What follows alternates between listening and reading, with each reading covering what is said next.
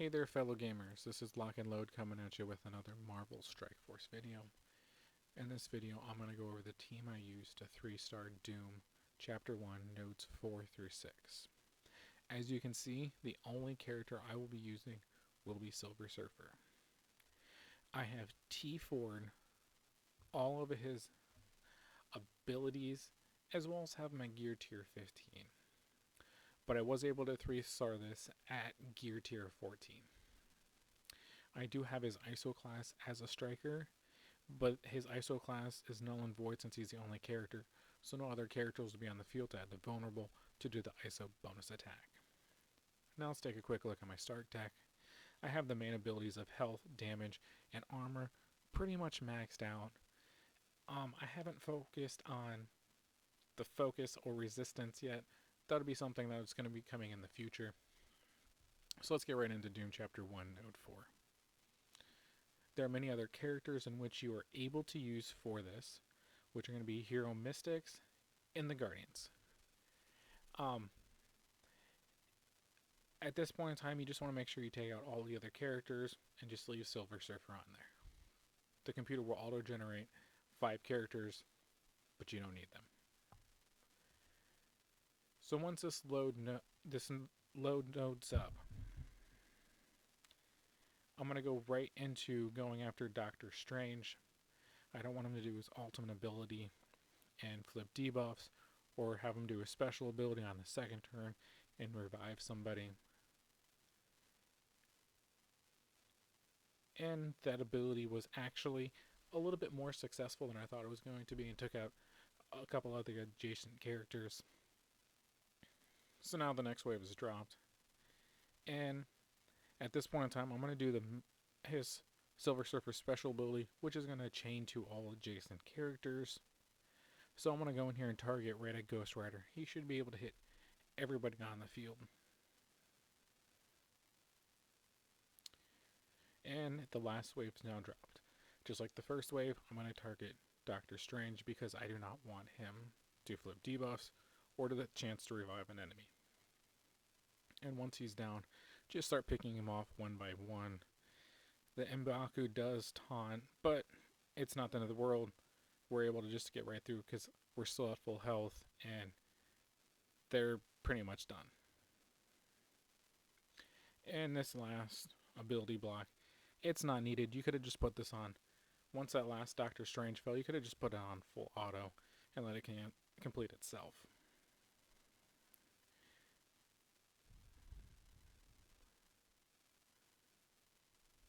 However, many characters go into campaign nodes, that many characters need to come out to make sure you 3-star them. So if you have 2 go in, 2 need to make sure to come out. Or if all 5 go in, all 5 need to come out. So if you wanted to bring another character in because you struggled in that first node, you can take all the characters out, put in 3 random characters that you know you're not going to use in these middle 3 spots in the center, and then the 2 back spots, and then put Silver Surfer and the other character on the 2 ends. That way if a character does do a chain attack, they won't be able to hit the other character you're bringing in, so you receive no splash damage, and you'll make sure to keep them surviving as long as possible. But with that being said, let's take out Star-Lord and let's go right into it. So in this node, I want to go right after Hand Sentry. I do not want him to do his ultimate ability on turn 1, which is going to put everyone into stealth. Having to deal with characters in stealth makes things a little bit harder to go about getting everyone taken out.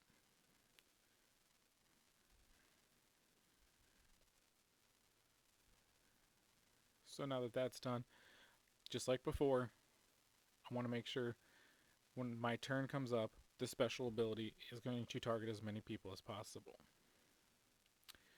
The computer gifted us a Doctor Strange.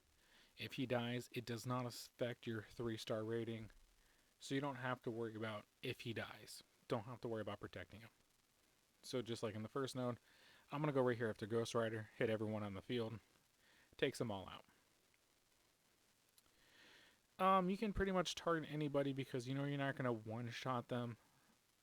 And I hate to say it like that, but it's okay. So those two Lokis were able to mind control me since I had no fellow allies. It did no damage. They were just useless attacks.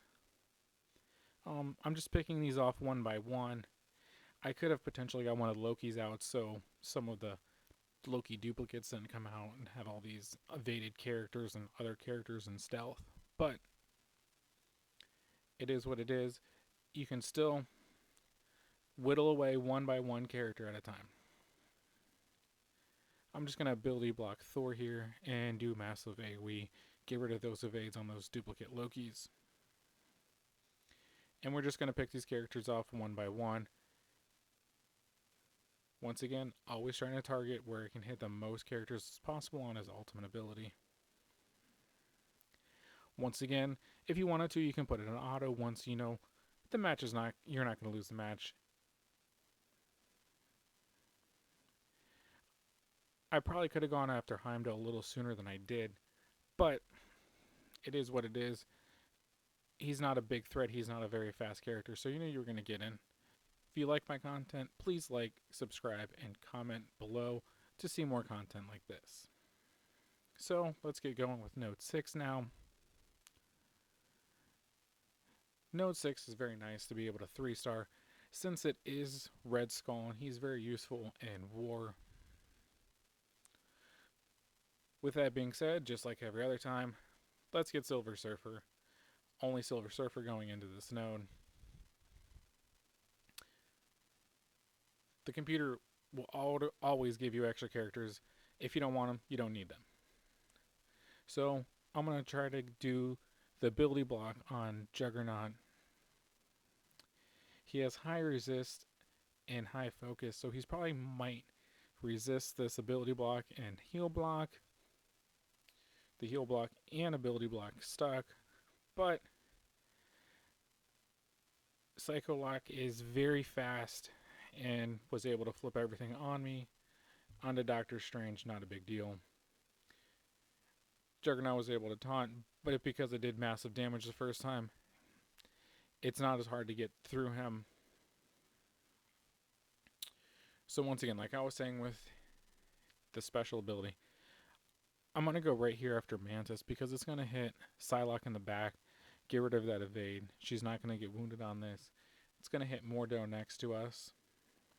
The only time I don't target the most amount of characters is if there's a taunting tank because I want that disrupt for 2 turns to make sure I don't have to deal with them and have to go through them.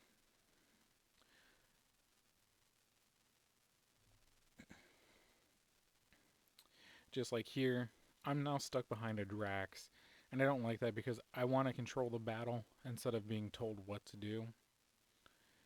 So the reason this is the worst case scenario is now I'm stuck behind Drax, and the Mr. Sinister is going to clone.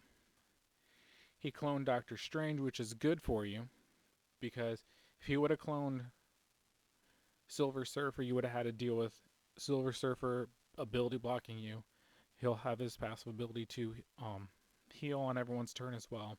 So it makes the node a little bit more tricky.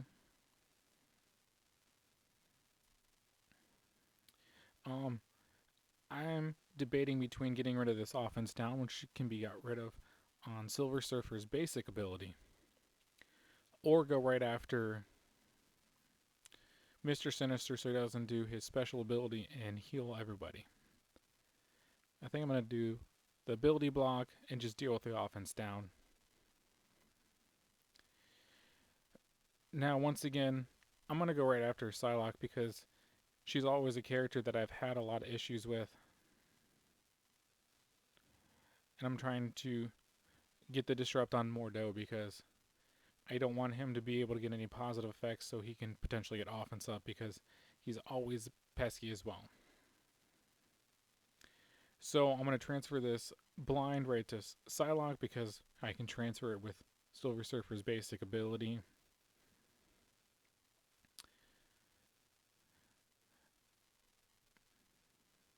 I'm going to just target Mr. Sinister because I want to steal this regen. If another character would potentially have offense up, I'll try to steal that offense up so my next attack will hit a little bit harder. Just for the mere amusement of I might need it, I'm going to steal the heal block even though it's not needed. And once again, once that Psylocke fell, you got to put this on full auto and finish everything out.